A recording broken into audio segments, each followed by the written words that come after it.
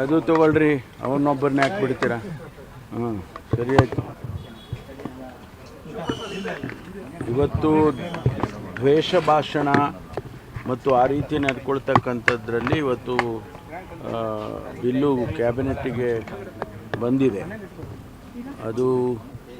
ಅದನ್ನು ಚರ್ಚೆ ಮಾಡಿ ಏನು ತೀರ್ಮಾನ ತಗೊಳ್ತಾರೆ ಅದು ಕ್ಯಾಬಿನೆಟ್ಟಲ್ಲಿ. ಅದು ತೀರ್ಮಾನ ತಗೊಂಡು ಪಾಸಿಟಿವ್ ಆಗಿ ತೀರ್ಮಾನ ತೊಗೊಂಡಿದ್ರೆ ಆ ಬಿಲ್ಲನ್ನು ಮಂಡನೆ ಮಾಡ್ಬೋದು. ಆ ಸಾಧ್ಯತೆಗಳಿದ್ದಾವೆ. ಬಿಜೆಪಿ ಟಾರ್ಗೆಟ್ ಮಾಡೋ ಚರ್ಚೆಗಳು ನಡೀತಾ ಇದೆ ಸರ್ ಈ ಬಿಲ್ ಮೂಲಕ. ಬಿಜೆಪಿ ಟಾರ್ಗೆಟ್ ಅಂತಲ್ಲ, ನಾವೇನು ಪರ್ಮನೆಂಟಾಗಿ ನಾವೇ ಇರ್ತೀವ? ಬದಲಾಗೋದಿಲ್ವ ಸರ್ಕಾರ? ಯಾರೇ ಬಂದರೂ ಕೂಡ ಅದು ಅಪ್ಲೈ ಆಗುತ್ತೆ. ಬಿಜೆಪಿಗೆ ಅಂತ ಯಾಕೆ ಟಾರ್ಗೆಟ್ ಮಾಡಬೇಕು ನಾವು? ಯಾರೇ ಆಗಲಿ ಅಲ್ಲೇನು ಬಿಜೆಪಿ ಅಂತೇಳಿ ಯಾವುದೇ ಶಬ್ದ ಬರೋದಿಲ್ಲ ಅದರಲ್ಲಿ. ಪಕ್ಷ ಯಾವುದು ಕಾಂಗ್ರೆಸ್ಸು, ಬಿಜೆಪಿ, ಜನತಾದಳ ಅಂತ ಬರೋದಿಲ್ಲ. ಭಾಷಣಕ್ಕೆ ಪ್ರತ್ಯೇಕವಾಗಿ ಕಾನೂನು ಮಾಡುವಂಥ ಅಗತ್ಯತೆ ಏನಿತ್ತು? ಇದೆ ಅಂತಲೇ ಮಾಡಿದ್ದೀವಲ್ಲ.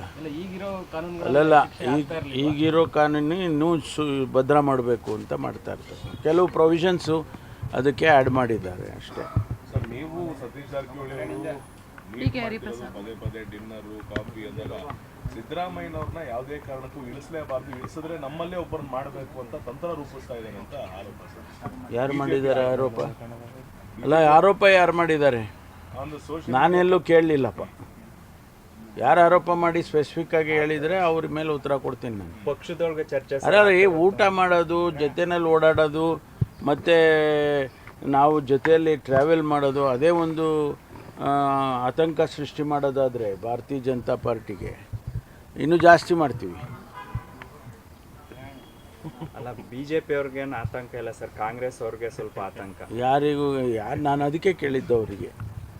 ನಾನು ಅವ್ರಿಗೆ ಯಾಕೆ ಕೇಳಿದೆ ಅಂದರೆ, ಯಾರು ಸ್ಪೆಸಿಫಿಕ್ ಆಗಿ ಹೇಳಿದ್ರೆ ಅವ್ರಿಗೆ ಉತ್ತರ ಕೊಡೋಣ. ಸಿಎಂ ಮತ್ತೆ ಪ್ರತ್ಯೇಕವಾಗಿ ಕ್ಯಾಬಿನೆಟ್ ಆದಮೇಲೆ ಒಂದು ಮೀಟಿಂಗ್ ಕರೆದಿದ್ದಾರೆ ಸರ್. ಅಧಿವೇಶನ ಸಿದ್ಧತೆ ಬಗ್ಗೆ ಸಚಿವರು ಸಭೆ ಕರೆದಿದ್ದಾರೆ ಸರ್. ಸಿಎಂ ಕರೆದಿದ್ದಾರ? 4 ಗಂಟೆ ಕರೆದಿದ್ದಾರೆ. ನನ್ನನ್ನೇನು ಕರೆದಿಲ್ಲ. ಎಲ್ಲ ಸಚಿವರು ಅಲ್ಲ, ನಮ್ಮನ್ನೇನು ನನಗಿನ್ನೂ ಮಾಹಿತಿಗಳು ಬಂದಿಲ್ಲ. ಅದು ಕ್ಯಾಬಿನೆಟ್ಟಲ್ಲಿ ಏನಾರು ಹೇಳ್ಬೋದು. ಹೊಸ ಸಂಪ್ರದಾಯ ಅನಿಸ್ತಾ ಇದೆ. ಬೆಳಗ್ಗೆ ಸೆಷನ್ ಮುಂಚೆ ಸಚಿವರುಗಳು ಪ್ರತ್ಯೇಕವಾಗಿ ಕರೀತಾ ಇರೋದು, ಅದು ಅವರ CLPಗಳು ನಡೀತಾ ಇತ್ತು. ಅವರ ವಿವೇಚನೆಗೆ ಬಿಟ್ಟಿದ್ದು. ಮುಖ್ಯಮಂತ್ರಿಗಳಿಗೆ ಹಿಂಗೆ ನೀವು ಮಾಡಬೇಕು ಅಂತ ಯಾರಾದರೂ ಹೇಳೋಕ್ಕಾಗುತ್ತಾ? ಅವರು ಸಭೆ ಕರೆಯೋದಾಗಲಿ ಅಥವಾ ಅವರು ಚರ್ಚೆ ಮಾಡೋದಾಗಲಿ ಅದನ್ನೆಲ್ಲ ನಿಯಂತ್ರಣ ಮಾಡೋದಕ್ಕಾಗೋದಿಲ್ಲ. నేను ವೇಣುಗೋಪಾಲ್ ಅವ್ರ ಜೊತೆ ಭೇಟಿ ಮಾಡಿದ್ರೆ ಸರ್? ಭೇಟಿ ಮಾಡೋದು, ಪಕ್ಕದಲ್ಲೇ ಕೂತಿದ್ದೆ 2 ಗಂಟೆ. ಚರ್ಚೆ ಮಾಡಿದ್ರೆ ಸರ್?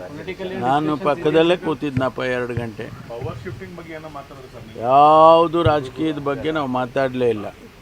ನಾರಾಯಣ ಗುರು ಅವರು ಅವ್ರ ಬಗ್ಗೆ, ಅವರ ಕಾಂಟ್ರಿಬ್ಯೂಷನ್ ಬಗ್ಗೆ ಅದನ್ನು ಮಾತಾಡಿದ್ವಿ ವಿನಃ ನಾವು ಇದು ಯಾವುದು ಸಚಿವರ ನಿಯೋಗ ಹೋಗಬೇಕು ಅಂತೆಲ್ಲ ಚರ್ಚೆ ಆಗಿತ್ತು. ನಿನ್ನೆ ಅವರೇ ಬಂದಿದ್ರು, ವೇಣುಗೋಪಾಲ್ ಅವರೇ, ಚರ್ಚೆ ಇತ್ತು.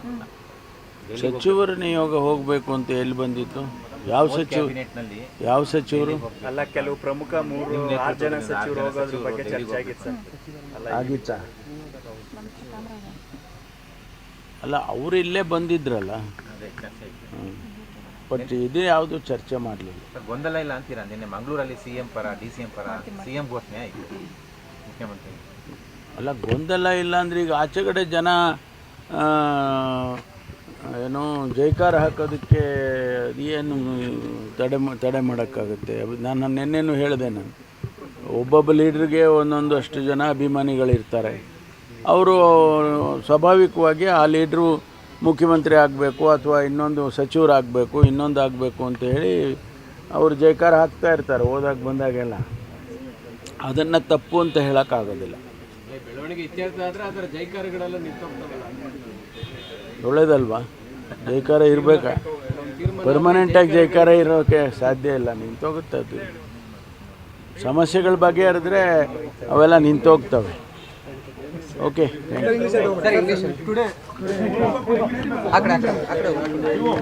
ನೀವು ಟ್ರಾನ್ಸ್ಲೇಷನ್